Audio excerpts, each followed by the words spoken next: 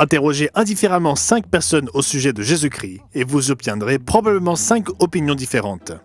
Cependant, il reste une question au cœur de la religion qui porte son nom. Jésus est-il Dieu? Aujourd'hui, nous allons répondre à cette question. Restez à l'écoute.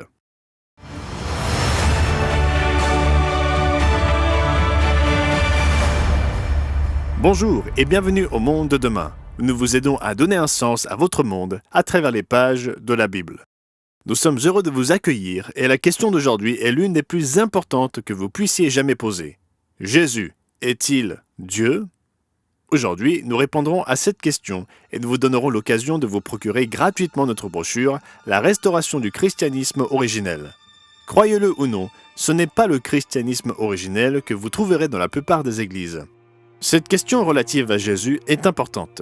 Selon les estimations, environ 2,4 milliards de personnes dans le monde se réclament du christianisme, soit près d'un demi-milliard de plus que l'islam et plus d'1 milliard de plus que l'hindouisme. Pourtant, alors que près d'un tiers de la planète se réclame d'une religion centrée sur la personne de Jésus-Christ, beaucoup de ces mêmes personnes ne sont pas d'accord sur qui il est vraiment.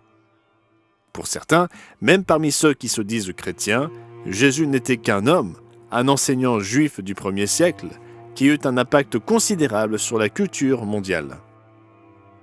Feu Shelby Spong, évêque de l'église épiscopale, était assez célèbre pour sa position selon laquelle Jésus n'était pas réellement Dieu, il n'était pas né d'une vierge et n'est jamais ressuscité.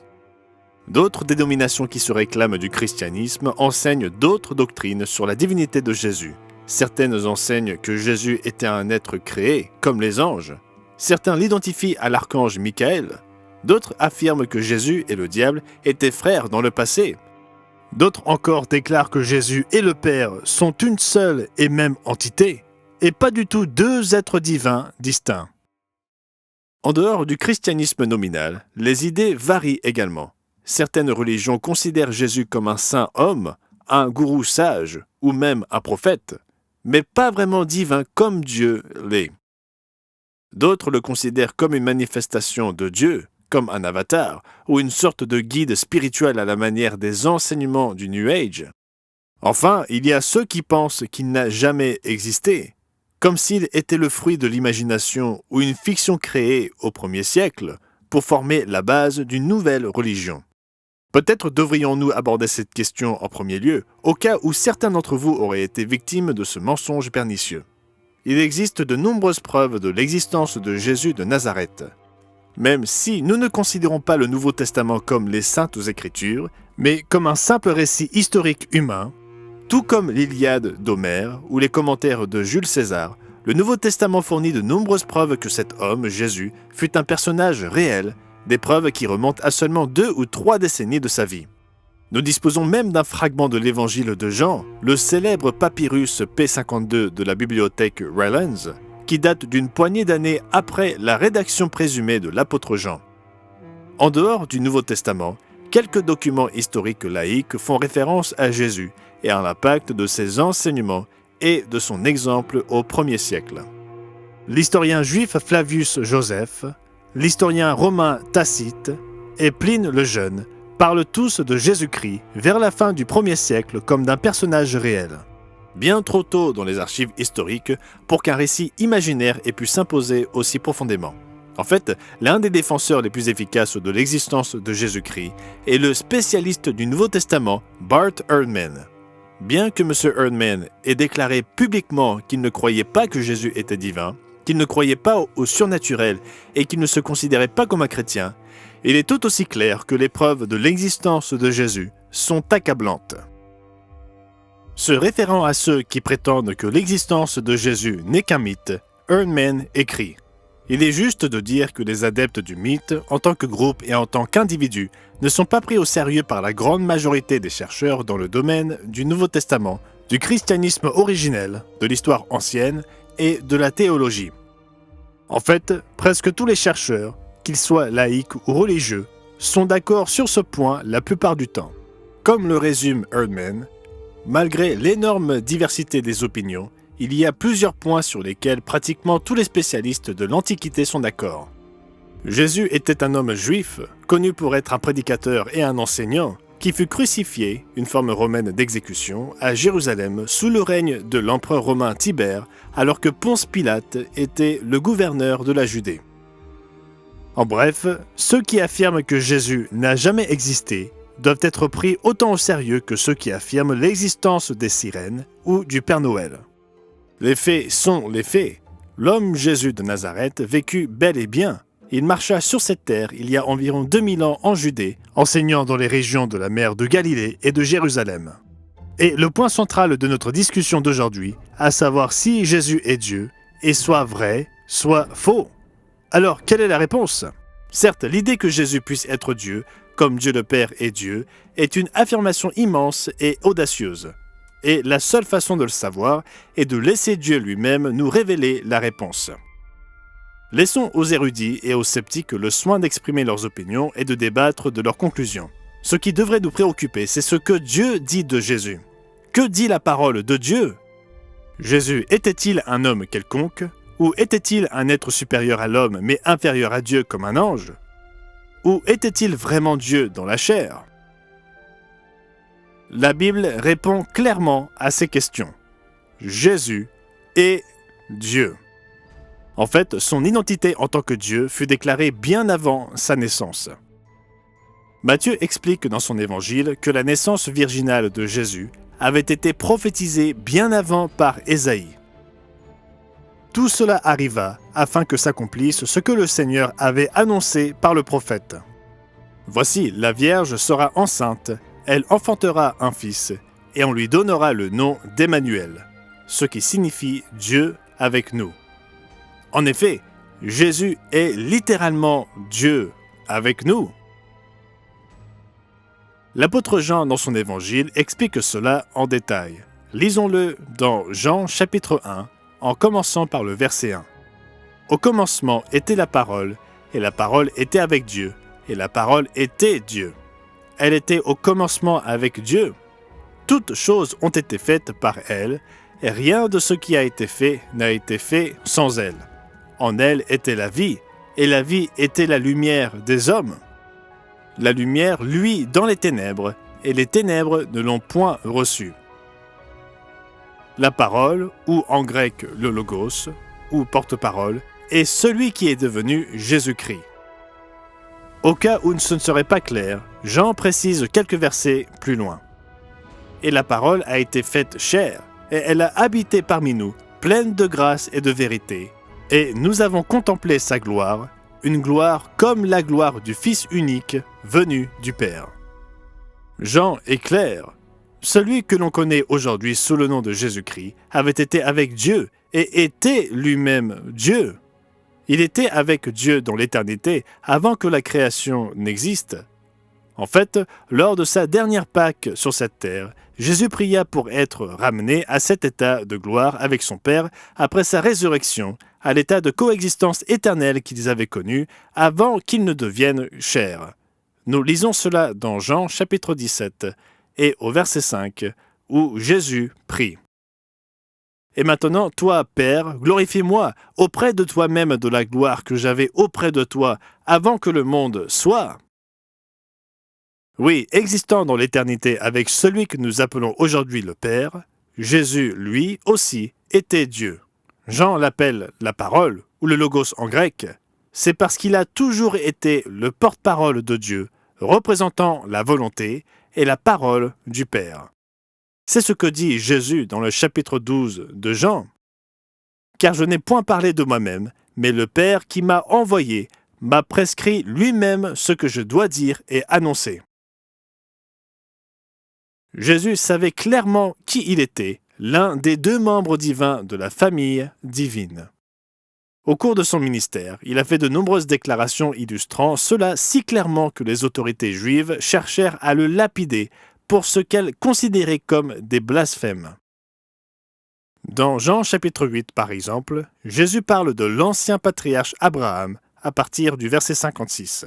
« Abraham, votre père, a tressailli de joie de ce qu'il verrait mon jour. Il l'a vu et il s'est réjoui. Les Juifs lui dirent « Tu n'as pas encore 50 ans et tu as vu Abraham ?» Jésus leur dit, en vérité, je vous le dis, avant qu'Abraham fût, je suis. Il ne devrait y avoir aucun doute sur cette affirmation. Jésus ne dit pas « avant qu'Abraham fût, j'étais ». Il a dit « avant qu'Abraham fût, je suis ». Cette déclaration, qui pourrait autrement être perçue comme grammaticalement incorrecte, est un rappel direct de la déclaration de Dieu à Moïse dans Exode 3, verset 14. Dieu dit à Moïse « Je suis celui qui suis ».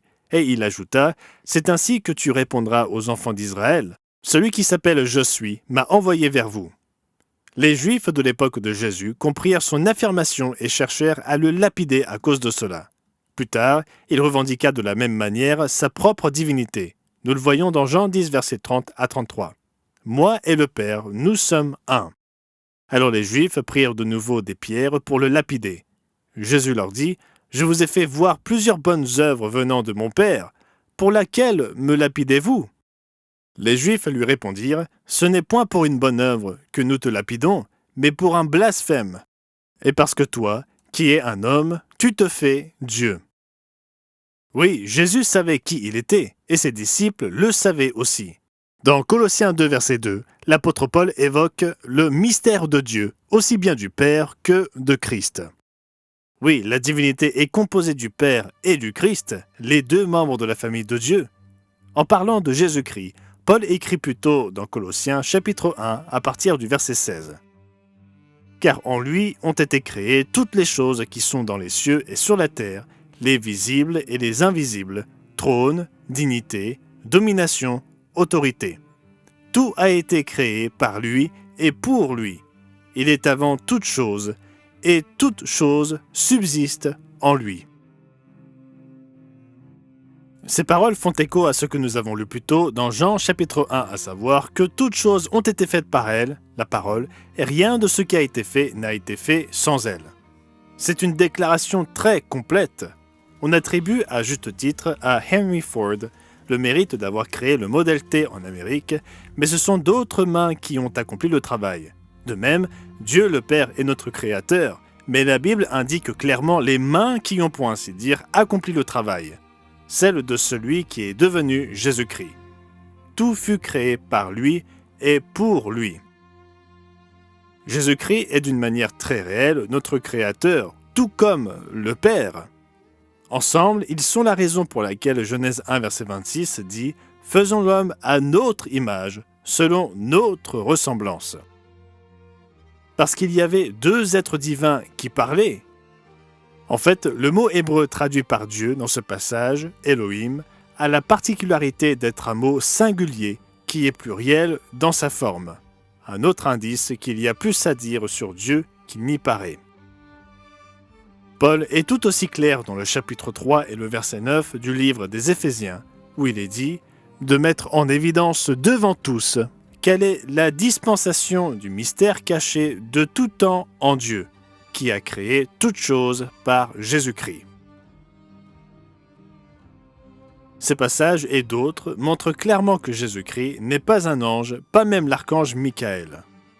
Lisons Hébreux 1 et le verset 5. « Car auquel des anges Dieu a-t-il jamais dit « Tu es mon fils, je t'ai engendré aujourd'hui » et encore « Je serai pour lui un père, et il sera pour moi un fils » Et aussi le verset 13. « Et auquel des anges a-t-il jamais dit « Assieds-toi à ma droite, jusqu'à ce que je fasse de tes ennemis ton marchepied » Il s'agit de questions rhétoriques, car la réponse est censée être évidente. Dieu n'a jamais rien dit de tel à aucun des anges. Ces paroles n'ont été adressées qu'au co-créateur du Père, qui était avec Dieu et qui était Dieu, celui que nous appelons aujourd'hui Jésus-Christ. En fait, toutes les vérités fondamentales au cœur même de la foi de la Bible dépendent de la vérité que Jésus est Dieu. Pensez-y, comment se fait-il que Jésus-Christ ait pu mourir à notre place pour nos péchés ? Il a ce pouvoir parce que, en tant que créateur, il peut assumer personnellement cette responsabilité. Et comment se fait-il que sa vie suffise à payer pour tous nos péchés ? C'est parce que, en tant que Dieu, sa vie vaut infiniment plus que toutes nos vies réunies, une vie éternelle donnée en paiement de la mort éternelle que nous avons méritée. C'est ainsi que notre Créateur est devenu un être humain né d'une femme pour pouvoir mourir et payer cette pénalité. En expliquant cela, l'apôtre Paul, une fois de plus, démontra qui est vraiment Jésus. Lisez avec moi Philippiens chapitre 2, où certaines traductions ne communiquent pas toujours la plénitude de ce que Paul dit au verset 5 à 8. Ayez en vous les sentiments qui étaient en Jésus-Christ, existant en forme de Dieu. Il n'a point regardé son égalité avec Dieu comme une proie à arracher, mais il s'est dépouillé lui-même en prenant une forme de serviteur, en devenant semblable aux hommes, et il apparut comme un vrai homme. Il s'est humilié lui-même, se rendant obéissant jusqu'à la mort, même jusqu'à la mort de la croix. La formulation de la version Louis II, nouvelle édition de Genève, concernant le fait qu'il n'a point regardé son égalité avec Dieu comme une proie à arracher, est maladroite, et d'autres traductions rendent ce verset différemment. Par exemple, la version Sommer traduit les versets 6 et 7 de cette manière, en disant que le Christ, qui était de condition divine, ne chercha pas à profiter de l'égalité avec Dieu, mais il s'est dépouillé lui-même, et il a pris la condition d'un serviteur en se rendant semblable aux hommes. Bien qu'il ait existé dans la gloire avec Dieu depuis l'éternité, il n'a pas considéré cela comme quelque chose à quoi il devait absolument s'accrocher. Au contraire, il était prêt à se dépouiller de sa gloire et à devenir comme nous, sa création, pour nous servir par sa vie et sa mort. La vérité impressionnante de Jésus-Christ, la parole, le porte-parole divin de la famille de Dieu, est une véritable leçon d'humilité. Il s'est abaissé du haut de sa gloire pour devenir comme nous, afin de pouvoir un jour nous élever pour le rejoindre, lui et son Père, dans cette même gloire. Lorsque nous comprenons qui est vraiment Jésus, il n'est pas étonnant que l'apôtre Thomas, après avoir vu le Christ ressuscité, l'ait appelé « mon Seigneur et mon Dieu ». Et il n'est pas étonnant non plus que ceux qui vivront au sein de la famille de Dieu dans le règne millénaire du royaume de Dieu l'appelleront Dieu puissant. La parole, le logos, le porte-parole divin de la famille de Dieu, mit volontairement de côté la gloire, la puissance et la majesté indescriptible qu'il avait éternellement partagée avec le Père pour vivre une vie humaine parfaite, nous donner un exemple de justice et devenir notre sacrifice parfait, afin que nous puissions être purifiés de nos péchés. Puis 3 jours et 3 nuits plus tard, après sa mort, il fut, selon les mots de Paul, déclaré Fils de Dieu avec puissance, selon l'esprit de sainteté, par sa résurrection d'entre les morts, Jésus-Christ notre Seigneur. Pourtant, beaucoup de ceux qui se disent chrétiens cherchent à éviter toutes les implications de l'identité de Jésus en tant que Dieu. Par exemple, beaucoup qualifient le Dieu de l'Ancien Testament de cruel et sans cœur, contrairement à Jésus, qui est perçu comme aimant et miséricordieux. Et les commandements de Dieu sont souvent dénoncés comme étant trop restrictifs et trop durs. Pourtant, pensez-y, qui a donné les 10 commandements à l'ancien Israël sur le mont Sinaï et qui est le chef de l'armée de l'Éternel, comme il se présenta lui-même à Josué? L'apôtre Paul répond à la question. Nous le voyons dans 1 Corinthiens chapitre 10, à partir du verset 1. Frères, je ne veux pas que vous ignoriez que nos pères ont tous été sous la nuée, qu'ils ont tous passé au travers de la mer, qu'ils ont tous été baptisés en Moïse dans la nuée et dans la mer, qu'ils ont tous mangé le même aliment spirituel, et qu'ils ont tous bu le même breuvage spirituel, car ils buvaient à un rocher spirituel qui les suivait, et ce rocher était Christ. Oui, c'est Jésus-Christ, en tant que Logos, ou porte-parole divin, qui donna les 10 commandements. Réfléchissez. Les chapitres 33 et 34 de l'Exode expliquent que Moïse vit Dieu de dos, de ses propres yeux. Et le récit d'Exode 24 est encore plus explicite. Moïse monta avec Aaron, Nadab et Abihu et 70 anciens d'Israël. Ils virent le Dieu d'Israël. Sous ses pieds, c'était comme un ouvrage de saphir transparent, comme le ciel lui-même dans sa pureté. Notez qu'il est dit clairement, ils virent le Dieu d'Israël. Comparez cela à Jean 1, verset 18, qui dit « Personne n'a jamais vu Dieu ». Et aux paroles de Jésus, dans Jean 6, verset 46, « C'est que nul n'a vu le Père, sinon celui qui vient de Dieu, celui-là a vu le Père. » Oui, les anciens d'Israël virent Dieu, mais ils ne virent pas le Père. Le membre de la famille divine qu'ils virent était celui qui deviendrait le Fils, le Logos divin. Ainsi, si c'est Jésus-Christ qui énonça ces 10 commandements, y compris le commandement relatif au sabbat, ne devrait-il pas être pris plus au sérieux par les disciples de Jésus-Christ, qui ne semblent l'être par la plupart des chrétiens autoproclamés d'aujourd'hui? Considérons également notre ultime destinée. Dans 1 Jean 3 et au verset 2, notez ce que l'apôtre nous écrit. « Bien-aimés, nous sommes maintenant enfants de Dieu, et ce que nous serons n'a pas encore été manifesté, mais nous savons que lorsqu'il paraîtra, nous serons semblables à lui, parce que nous le verrons tel qu'il est. » Si nous devons devenir comme le Christ l'est maintenant, et que le Christ possède maintenant la gloire qu'il avait avec le Père avant que le monde ne soit, alors qu'est-ce que cela révèle de l'existence future et glorieuse réservée à ceux qui attendent son retour? Et qu'est-ce que cela dit de la prière de Jésus lors de sa dernière Pâque, pour que ses disciples puissent un jour être un, tout comme lui et son Père sont un? Merci beaucoup de nous avoir suivis. Nous tous, ici au Monde de Demain, travaillons d'arrache-pied pour vous aider à comprendre votre monde à travers les pages de la Bible. Si vous êtes intéressé par la brochure « La restauration du christianisme originel », vous pouvez la commander en cliquant sur le lien dans la description. Vous pouvez aussi aller sur notre site internet mondedemain.org. Nous espérons que vous vous abonnerez à notre chaîne et si vous souhaitez être averti des prochaines vidéos, il vous suffit de cliquer sur cette cloche. Merci beaucoup.